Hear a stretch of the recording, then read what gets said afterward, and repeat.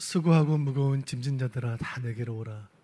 내가 너희를 쉬게 하리라 하신 그 말씀의 은혜가 이 시간 우리에게 임하여 하나님 말씀 듣는 가운데 우리 인생의 모든 무거운 짐들이 벗겨지는 은혜를 누리신 여러분 되시기를 주님의 이름으로 축복합니다. 등산에 대해 잘 모르는 분이라 할지라도 엄홍길이라는 이름을 한 번쯤은 들어보셨을 것이라 생각이 됩니다. 엄홍길 대장은 세계 최초로 에베레스트와 K2를 포함한 히말라야 산맥 가운데 8,000m가 넘는 봉우리 16개를 모두 오른 16좌를 모두 정복한 전설적인 한국인 산악인입니다. 2004년에 에베레스트에서 대원들이 숨지는 사건이 발생했는데 그들의 시신, 산 위에 있는 시신을 수습하기 위해 다시 팀을 꾸려 에베레스트를 등정했던 이 엄홍길 대장의 감동적인 일화는 히말라야라는 영화로 만들어지기도 했죠. 때로 산을 오르면서 대원들의 사망을 지켜보기도 해야 했고, 때로 수직에 가까운 얼음 절벽을 수십 시간씩 올라가야 하기도 했고, 또 산소가 부족한 고지대에 오르면 한 걸음을 오르고 3분을 쉬고 또 한 걸음을 오르고 3분을 쉬어야 하는, 한 걸음 한 걸음에 생명을 걸어야 하는 그런 모험과 도전의 인생을 살아온 인물이 엄홍길 대장이죠. 그렇게 세계의 모든 높고 험한 모든 산을 다 올라본 산악인 엄홍길 대장이 남긴 이 한마디에 우리 마음이 숙연해집니다. 그는 이런 말을 남겼습니다. 세상에 쉬운 산은 없습니다. 여러분의 인생은 어떠신가요? 신앙인으로서 우리의 신앙 여정은 어떻습니까? 우리는 히말라야를 오르는 전문 산악인은 아닐지언정 우리는 저마다 우리 인생의 크고 작은 산들을 넘어서 오지 않았습니까? 때로는 나지막한 언덕 같고 때로는 아득히 높고 험한 산과 같은 그런 인생의 문제들을 정복하며 우리는 오늘 이 자리까지 온 것입니다. 엄홍길 대장의 고백이 곧 우리의 고백이죠. 세상에 쉬운 인생은 없습니다. 르비딤에서 아말렉과의 한바탕 전쟁을 치룬 이스라엘은 다시 여정을 떠나게 되죠. 19장 1절 제가 읽어드리겠습니다. 이스라엘 자손이 애굽 땅을 떠난 지 3개월이 되던 날 그들이 시내 광야에 이르니라. 아멘. 이스라엘 백성들은 시나이 광야로 들어서고 있었습니다. 여기서 한 가지 알아야 할 것은 이스라엘에 걸었던 광야는 사하라 사막이나 고비 사막과 같은 끝없이 모래가 펼쳐진 그런 사막은 아니라는 것이에요. 이미지 한번 보여주시죠. 시나이 반도 이미지입니다. 광야 생활 3개월째 시나이 반도로 진입하면서 점점 지형이 높아지고 있었고 높이 솟은 봉우리들이 보이기 시작합니다. 이스라엘은 시나이 반도 끝 시내산이라는 한 봉우리에 도착하게 되죠. 19장 2절 말씀 보실까요? 2절 시작. 그들이 리비딤을 떠나 시내 광야에 이르러 장막을 치되 이스라엘이 거기 산 앞에 장막을 치니라. 아멘. 성경은 이 산을 시내산 혹은 다른 본문에서는 호렙산이라고 부르죠. 모세는 이 산이 익숙했습니다. 하나님을 만난 산이요 그의 인생을 바꾼 특별한 산이었기 때문이죠. 과거 양떼를 이끌고 이 산에 올라 하나님을 만났던 그 모세가 이제는 이스라엘 백성들을 이끌고 그 산을 다시 오르게 된 것이죠. 모세가 그 산으로 돌아올 것이라는 것은 하나님께서 이미 말씀하신 바 있던 내용이었습니다. 3장 12절 보시면 이렇게 말씀하는, 제가 읽어드리겠습니다. 내가 그 백성을 애굽에서 인도하여 낸 후에 너희가 이 산에서 하나님을 섬기리니 이것이 내가 너를 보낸 증거니라. 아멘. 떨기나무 불꽃 가운데 모세를 만나신 하나님께서 말씀하셨습니다. 모세여, 내가 너를 애굽 왕 바로에게 보내리니 만일 내가 다시 이 산으로 돌아오게 된다면 그것이 내가 너를 보냈다는 증거가 될 것이다. 그리고 그 말씀 그대로 모세는 바로에게 갔고 이스라엘 백성들을 출애굽시켰고 그 백성들과 함께 이 산으로 오게 된 것입니다. 모세는 그 산을 다시 오르며 생각했습니다. 왜 하나님 나를 이 산으로 다시 부르셨을까? 오늘 우리는 이 본문을 통해 두렵고 떨리는 마음으로 그 산을 오르는 모세를 만나게 됩니다. 그리고 그 산에서 하나님과 모세가 나눈 대화를 말씀을 통해 살피게 될 것입니다. 오늘 출애굽기 강해서 12번째 시간, 오늘 보면 출애굽기 19장은 우리를 그 산 시내산으로 초대하고 있습니다. 하나님이 임재하신 거룩한 산, 모세의 인생을 바꾸어 놓았던 그 신비한 산, 이제는 이스라엘의 지도자로서 그 산을 다시 오르는 그 모세의 심정으로 이 말씀을 함께 듣기를 원합니다. 그리고 우리의 인생이 수천 미터의 봉우리들을 오르는 것 같은 도전과 모험의 연속이라면 오늘 이 말씀을 통해 산 위에서 말씀하시는 하나님을 만나 우리 인생의 해답을 얻는 복된 시간 되시기를 간절히 바랍니다. 본문 19장 3절 상반절 말씀 같이 보겠습니다. 시작. 모세가 하나님 앞에 올라가니 여호와께서 산에서 그를 불러 말씀하시되. 아멘. 출애굽 이후로 이곳 시내산까지 오른 길에 많은 일들이 있었습니다. 출애굽이 필사 잘하고 계시죠? 필사하면서 또 통독하면서 말씀을 통해 살펴보았듯이 13장에서 유월절을 통과했고 14장에서는 홍해를 건넜고 15장에서는 마라의 쓴 물을 마셨고 16장에서는 신광야에서 만나를 먹었고 17장에서는 르비딤에서 아말렉과 전쟁을 벌였습니다. 그리고 그렇게 지난 3개월 파란만장한 시간이 흘러갔어요. 그런데 광야 여정은 이제 시작에 불과합니다. 앞으로 계속될 긴 여정 동안 이스라엘을 이끌어야 할 지도자 모세는 분명히 알아야만 했습니다. 왜 이스라엘이 출애굽해야 했는지, 왜 앞으로 펼쳐질 광야 여정을 끝까지 완주해야만 하는지, 수천 미터 고봉을 오르는 것 같은 위험천만한 일들이 앞으로 40년 광야 여정 가운데 계속 펼쳐질 텐데 이 위험천만한 모험과 도전을 왜 계속해야만 하는지 지도자인 모세는 분명히 알아야만 했습니다. 그래서 하나님은 모세를 시내산으로 부르시는 거예요. 그리고 모세에게 말씀하십니다. 5절입니다. 같이 보겠습니다. 시작. 세계가 다 내게 속하였나니 너희가 내 말을 잘 듣고 내 언약을 지키면 너희는 모든 민족 중에서 내 소유가 되겠고. 아멘. 모세를 부르신 하나님 말씀하십니다. 세계가 다 내게 속했다. 나는 열방의 하나님이다. 저 애굽도 이스라엘도 모든 나라가 다 내게 속하였고 홍해의 위협도 마라의 고난도 만나의 은혜도 아말렉과의 전쟁의 승리도 다 나에게 속해 있다. 너 모세의 인생도 저 이스라엘의 미래도 다 내 계획 안에 있다. 온 땅을 다스리는 세계의 주인 되는 나 여호와가 말하노라. 이제 너는 내 말을 잘 듣고 내 언약을 지켜라. 이날 출애굽 3개월째 되는 날 이 특별한 산 시내산에서 이스라엘이 하나님과 언약을 맺음으로써 하나님이 언약 백성으로 다시 태어나게 됩니다.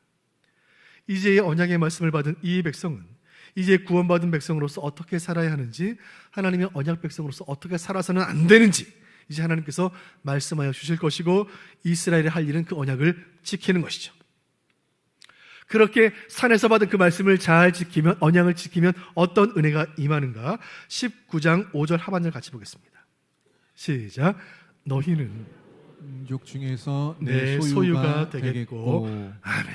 이 말씀 가운데 오늘 설교를 통해 하나님 우리 주신 첫 번째 교훈이 있습니다. 그것은 내 소유가 되리라 하신 말씀이에요. 내 소유가 되리라. 하나님이 왜 모세를 이 산으로 부르셨는지, 왜 출애굽한 이스라엘을 이 산으로 오게 하셨는지 그 이유가 여기에 있습니다. 그것은 하나님이 이스라엘을 자기 소유로 삼기를 원하셨기 때문이에요. 여러분, 우리가 하나님의 소유가 된다는 것은 얼마나 가슴 설레는 일입니까? 하나님께서 너희는 내 소유가 될 것이다 라고 말하는 것은 무슨 의미인가요?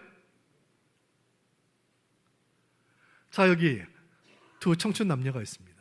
한 형제가 자매를 향해 너는 내 거야 라고 말한다면 무슨 뜻인가요? 그 자매를 사랑한다는 뜻이죠. 하나님께서 이스라엘을 향하여 너는 내 소유야 라고 말하는 것은 하나님이 우리를 사랑하신다는 거예요. 그 사랑의 고백을 하고 싶어서 하나님께서 이스라엘을 애굽에서 건져내시고 홍해를 갈라 마른 땅을 걷게 하시고 만나로 먹이시고 아말렉과 전쟁에 이기게 하시고 이 거룩한 산 시내산으로 부르신 줄로 믿습니다. 그 산에서 말씀하시는 거예요. 너는 내 소유라, 너는 내 것이라, 내가 너를 사랑하노라. 사랑하는 성도 여러분, 지금 이 시간 거룩하신 하나님께서 우리에게 이 말씀 주신 줄로 믿습니다. 너는 내 것이라, 내가 너를 사랑하노라. 내 인생에 눈물이 있고 원통함이 있고 불안이 있지만 그럼에도 불구하고 하나님이 지금 나에게 이 말씀을 하고 계시다는 사실은, 내가 하나님의 말씀을 듣고 있다는 사실은 내가 하나님이 사랑하시는 소유라는 뜻인 줄로 믿으시길 바랍니다. 베드로전서 2장 9절 상반절 같이 보겠습니다. 시작. 그러나 너희는 택하신 족속이요 왕 같은 제사장들이요 거룩한 나라요 그의 소유가 된 백성이니. 아멘. 하나님의 말씀을 언약으로 받고 그 말씀을 나를 향한 약속으로 받는 그 백성을 우리 하나님께서 친히 하나님의 소유로 삼으시니, 하나님이 사랑하시는 하나님의 소유된 백성을 세상의 악한 것들이 만지지도 못할 줄로 믿으시길 바랍니다. 사랑하는 성도 여러분, 우리는 하나님의 소유니 하나님의 능하신 손 아래 있으며 하나님이 지키시고 보호하시고 인도하시는 줄로 믿습니다. 이것이 끝이 아니에요. 19장 6절 상반절 보겠습니다. 시작.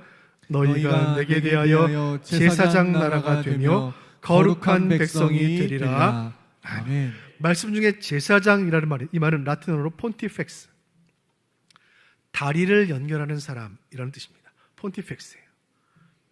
제사장이란 끊어져 있는 두 곳을 연결하는 존재입니다. 즉 죄로 인해 끊어진 하나님과 사람 사이를 연결하는 중보자의 신분이 제사장이죠. 하나님께서 그 산으로 이스라엘을 부르셔서 내가 너희 이스라엘을 제사장 나라가 되게 하리라 하신 이 말씀을, 이스라엘을 하나님과 열방을 다시 연결하는 다리로 사용하시겠다는 말씀이에요. 오늘 시내산에서 언약을 맺은 그 이스라엘을 통하여 그 언약의 은혜가 이스라엘을 넘어 모든 민족으로 흘러가기를 원하신다는 뜻이에요. 그 말씀의 능력과 은혜가 온 열방으로 흘러넘쳐 모든 열방이 다 주의 말씀을 듣고 주의 언약 백성이 되어 물이 바다 덮음같이 여호와의 영광을 인정하는 것이 온 세상에 가득하게 되기를 원하신다는 하나님의 말씀이에요. 그 일을 위하여 하나님께서 열국의 수많은 나라 가운데 이스라엘을 택하여 제사장 나라로 삼으신 것입니다. 그리고 그 일을 위하여 하나님께서 우리 조국 대한민국을 제사장 나라로 삼으신 줄로 믿습니다. 여러분, 하나님께서 이 나라 대한민국을 열방을 향한 제사장 나라로 부르셨어요. 이 사실은 선교 역사가 증거하는데, 아시아의 선교가 처음 시작되었던 그 시기를 살펴보면 이 말씀의 의미를 확인하게 됩니다. 아시아 땅에 처음 복음이 임한 것은 조선 땅이 처음이 아니었습니다. 영국 런던 선교회의 파송을 받은 로버트 모리슨 선교사가 중국 광저우 땅에 도착한 것이 1807년이에요. 의리오 선교사 제임스 햇번이 일본 요코하마 항구에 도착하여 의리오 선교를 시작한 것이 1859년입니다. 조지 맥케이 선교사가 대만 북부 항구 단수에 도착하여 복음을 전하기 시작한 것이 1872년이에요. 그리고 언더우드 선교사가 인천 제물포항을 통하여 한국에 입국한 것이 1885년이에요. 가장 늦어요. 복음이 가장 늦게 도착한 극동아시아의 작은 나라 조선, 그러나 그로부터 140년이 지난 지금 이 작은 나라에서 일어난 복음의 역사가 세계 교회를 놀라게 하고 있는 거예요. 아시아의 복음이 임한 지 200년이 흘러갔는데 지금 대만의 복음화율 7%, 100명 중 7명 예수 믿습니다. 일본 복음화율 0.4%, 1000명 중 4명이 교회 다녀요. 동남아시아 여전히 불교의 지배가 가름되어 있습니다. 그런데 한국 교회는 세계 2위의 선교 대국이 된 거예요. 여러분, 한국 교회가 아시아의 희망이에요. 아니요, 한국 교회가 세계 교회의 희망이에요.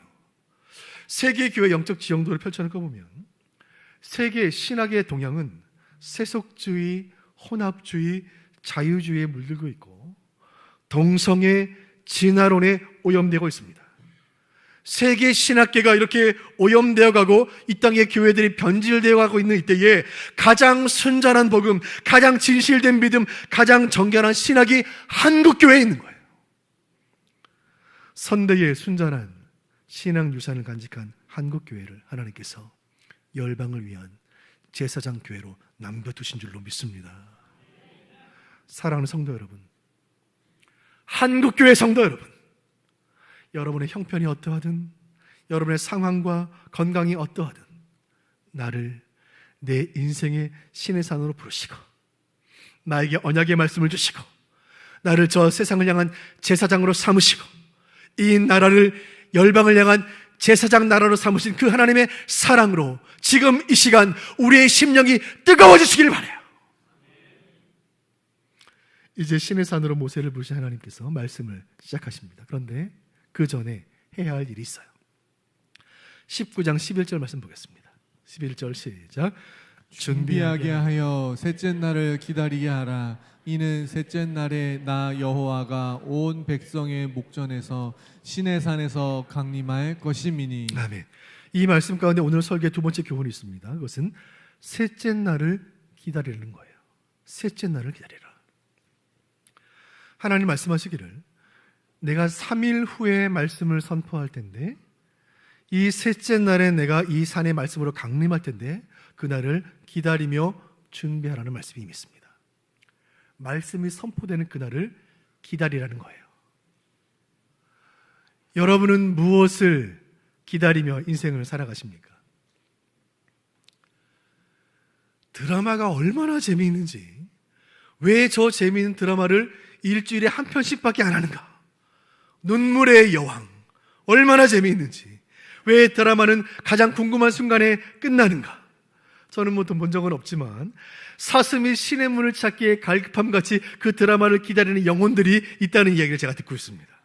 그리고 시리즈를 일주일에 한 편씩 보는 것이 너무나 감질나서 시리즈 다 끝날 때까지 기다렸다가 한 번에 몰아서 보려고 이를 악물고 참고 있는 분들도 있다는 이야기를 제가 들었습니다. 우리는 무엇을 기다립니까? 택배를 기다리는 것이죠. 택배 상자를 뜯을 때 내 마음에 기쁨이 샘솟고 평강이 임하는 것입니다. 도파민이 솟구치는 거예요. 우리는 출장 간 남편을 기다리고 학교 간 아이를 기다리고 군대 간 아들의 휴가를 기다립니다. 기다림에 익숙한 우리들, 그런데 여러분, 우리는 말씀을 얼마나 기다립니까? 여러분, 말씀을 기다리세요? 오늘 하나님은 지금부터 3일 뒤에 셋째 날의 말씀이 임할 텐데 그날을 기다리며 준비하라고 말씀하십니다. 어떻게 해요? 10절 11절 보겠습니다. 같이 보시죠. 시작. 여호와께서 모세에게 이르시되 백성에게로 가서 오늘과 내일 그들을 성결하게 하며 그들에게 옷을 빨게 하고 준비하게 하여 셋째 날을 기다리게 하라. 아멘. 여기까지 읽겠습니다. 셋째 날의 말씀이 임할 텐데 그 말씀은 거룩한 하나님의 말씀이기 때문에 그 말씀을 받는 백성도 거룩해야 한다는 하나님의 말씀이에요. 성결하게, 정결하게 옷을 빨고 몸을 씻고 마음을 새롭게 하고 삶을 정돈하고 죄를 회개하며 말씀을 들을 준비를 하라는 말씀이에요. 여러분은 이 설교를 듣기 위해 무엇을 준비하셨습니까? 중요한 것은 하나님 말씀은 하나님이 정한 시간에 선포된다는 것이에요. 본문 11절에 셋째 날이라는 말이 있는데 이것은 하나님의 말씀을 선포하시기로 정하신 시간이에요. 그 시간을 기대하고 사모하며 기다리라는 말씀이죠. 기다림에 관해 쓰여진 가장 아름다운 글은 생텍쥐페리의 어린 왕자라고 저는 생각합니다. 여우가 왕자에게 했던 말 제가 읽어드립니다. 내가 4시에 온다면 나는 3시부터 행복해지기 시작할 거야. 4시가 가까울수록 나는 점점 더 행복해지겠지. 그리고 4시가 다 되었을 때 나는 흥분해서 가만히 앉아있지 못할 거야. 아마 행복이 얼마나 값진 것인지 알게 되겠지. 이런 마음으로 말씀을 기다리고 계십니까? 말씀이 10시에 임할 텐데 9시부터 그 말씀에 대한 사모함으로 가슴이 설레는 분들 계신가요? 성도의 기다림에 대해서 예레미야 애가서는 이렇게 말씀하는데 3장 26절 제가 읽어드리겠습니다. 사람이 여호와의 구원을 바라고 잠잠히 기다림이 좋도다. 여호와의 구원을 기다리고 여호와의 말씀을 잠잠히 기다리는 그 행복을 알 사람이 없도다. 너무나 행복하다는 말씀이에요. 말씀을 기다리는 것이 성도의 기쁨이 되는 이유가 무엇입니까? 그 말씀은 때가 되면 반드시 이루어지기 때문이에요. 하박국 2장 3절 보겠습니다. 같이 보시죠. 시작. 이 묵시는 정한 때가 있나니 그 종말이 속히 이르겠고 결코 거짓되지 아니하리라. 비록 더딜지라도 기다리라. 지체되지 않고 반드시 응하리라. 선지자는 말합니다. 묵시는 정한 때가 있다. 말씀에는 때가 있다는 말씀이에요. 하나님의 말씀을 통해 은혜를 주시는 하나님의 때가 있다는 거예요. 우리는 매주 이 말씀을 설교를 통해 듣지만, 매주 설교를 듣지만, 혹은 새벽 기도에 참여해 매일 설교를 듣지만, 그 말씀이 내 인생으로 침투하여 내 인생에 작용하여 내 인생에 울림이 되고 그 말씀이 내 삶에 역사하시는 때가 있는 거예요. 내 인생의 결정의 순간이 올 때가 있는 거예요. 내 인생 설교가 내 인생에 찾아올 때가 있는 거예요. 그때가 언제인지 모르기 때문에 더딜지라도 기다리라고 말씀하시는 거예요. 사랑하는 성도 여러분, 이 말씀에 순종하여 여러분 인생에 말씀이 임할 그때를 기다리시기를 바라요. 여기 두 농부가 있습니다. 한 농부의 밭에는 열매가 풍성한데 다른 농부의 밭에는 아무 열매가 없는 것이죠. 왜 그럴까요? 이 농부는 말씀의 씨를 뿌리지 않았기 때문이죠. 이 자리에 계신 모든 목자 여러분, 말씀을 뿌리는 사역에 부름받으셨는데 말씀을 잘 뿌리고 계십니까? 여러분이 목원들의 심령 가운데 뿌린 모든 말씀은 반드시 열매가 있을 것입니다. 만일 여러분의 목장에 아무런 열매가 없다면 혹시 말씀의 씨를 뿌리지 않고 있는 것은 아닌가요? 사랑하는 수원북부교회 교우 여러분, 하나님께서 말씀의 때를 기다리라 말씀하시는데 말씀의 때가 임하면 우리 교회에 부흥이 임할 줄로 믿습니다. 말씀이 우리 교회에 역사하는 순간 우리 교회에 부흥이 임할 줄로 믿습니다. 저는 담임 목사로서 제가 매일 기도하는 기도의 소원은 이것입니다. 저는 여러분과 함께 부흥을 경험하길 원해요. 여러분, 부흥은 무엇인가요? 수백 명, 수천 명이 교회에 몰려오는 것, 그것이 부흥이 아니에요. 부흥은 여러분의 심령 속에서 일어나는 거예요. 교회가 부흥하는데 내 믿음이 쇠퇴한다면 무슨 의미가 있어요? 오늘 내 심령에 심겨진, 뿌려진 이 말씀으로부터 부흥이 시작되어 우리 온 교회 모든 성도가 함께 부흥의 때를 맞이하는 그 은혜 주시기를 주님의 이름으로 축원드립니다. 오늘 말씀을 통하여 우리가 얻는 세 번째 교훈이 있는데 그것은 경계를 침범하지 말라는 말씀입니다. 무슨 말씀인가? 12절 보겠습니다. 12절 시작. 너는 백성을 위하여 주위의 경계를 정하고 이르기를 너희는 삼가 산에 오르거나 그 경계를 침범하지 말지니 산을 침범하는 자는 반드시 죽임을 당할 것이라. 아멘. 경계를 침범하지 말라. 오늘 설교를 통해 얻는 세 번째 교훈입니다. 하나님은 모세를 시내 산으로 부르셨는데 백성들은 부르지 않으셨어요. 백성들은 산 아래에 있게 하십니다. 그리고 이 경계를 침범하는 자는 죽음을 면치 못하리라 말씀하시죠. 산 위에 계시는 하나님, 산 아래 무릎 꿇는 이스라엘, 그리고 그 사이에 하나님께서 경계를 정하세요. 여러분, 거룩하신 하나님과 죄악된 인간은 한 공간에 있지 못해요. 그 사실을 시각적으로 보여주시는 것이 성막입니다. 모세를 통해 성막을 짓게 하시는데 그 성막의 지성소, 지극히 거룩한 장소, 이 지성소는 하나님이 임재하시는 공간입니다. 그 거룩한 장소는 휘장으로 가려져 있습니다. 아무도 못 들어가요. 그것은 사람의 영역이 아니에요. 이 구별된 처소 지성소는 레위인도 못 들어가고 대제사장조차 1년에 딱 한 번 들어갈 수 있습니다. 인간은 결코 하나님의 영역을 침범해서는 안 됩니다. 이 경계를 침범한 사람들이 있었어요. 나답과 아비후는 하나님의 경계를 침범한 죄로 여호와의 제단 앞에서 죽었고 웃사는 법궤 앞에서 죽었습니다. 이들의 죽음이 주는 교훈은 무엇인가요? 하나님과 인간 사이에는 경계가 있고 인간은 그 경계를 넘어서는 안 된다는 거예요. 하나님이 약속하신 셋째 날이 되었습니다. 신의 산, 그 거룩한 산, 그 구별된 산, 하나님의 경계를 정해놓으신 그 산에 드디어 하나님의 말씀이 임합니다. 산 아래에 있는 이스라엘 백성들은 난생 처음 보는 진기한 장관의 입이 떡 벌어집니다. 자, 19장 16절 상반절 보겠습니다. 시작. 셋째 날 아침에 우레와 번개와 빽빽한 구름이 산 위에 있고 아멘. 온 산에 구름이 가득했습니다. 눈에 보이지 않으신 하나님이 눈에 보이는 구름으로 현현하신 거예요. 18절로 보겠습니다. 시작. 시내산에 연기가 자욱하니 여호와께서 불 가운데서 거기 강림하심이라. 그 연기가 온기가마 연기같이 떠오르고 온 산이 크게 진동하며. 아멘. 온 산에 연기가 가득했는데 그 연기는 불 가운데 임재하시는 하나님의 임재였습니다. 그 연기가 온 산을 휘감았고 그 거대한 산이 말씀 앞에 진동하기 시작해요. 19절도 보겠습니다. 시작.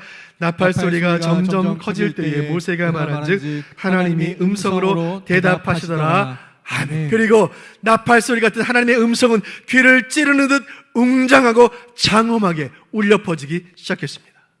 하나님의 구름 같은 임재, 불과 같은 말씀의 권세와 영광이 그 산에 가득 임한 거예요. 그렇게 임하신 하나님의 말씀의 영광과 경이로움에 모두가 압도되었습니다. 그 순간 누구도 그 산에 오르지 못했어요. 말씀은 경계입니다.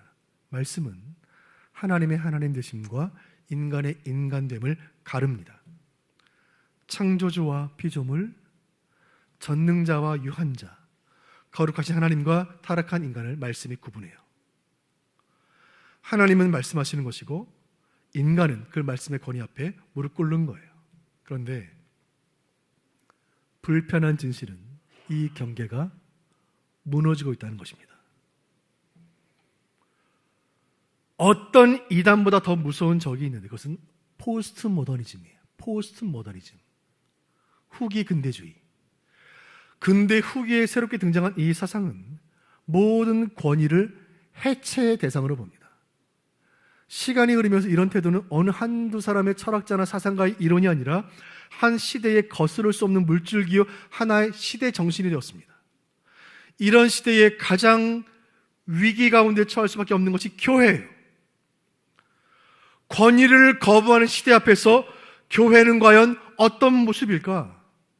성경을 들고 이 성경이 하나님의 말씀이라고 외치는 강단에서 설교하는 목사를 이 포스트 모더니즘 시대의 사람들은 어떤 시선으로 바라볼까?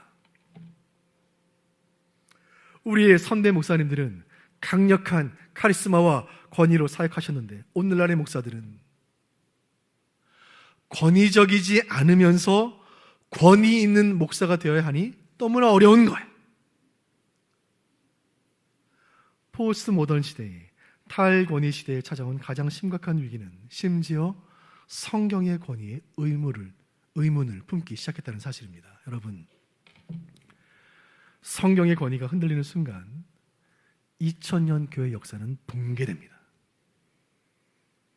중세 유럽을 뜨겁게 달구었던 이슈가 바로 이것입니다.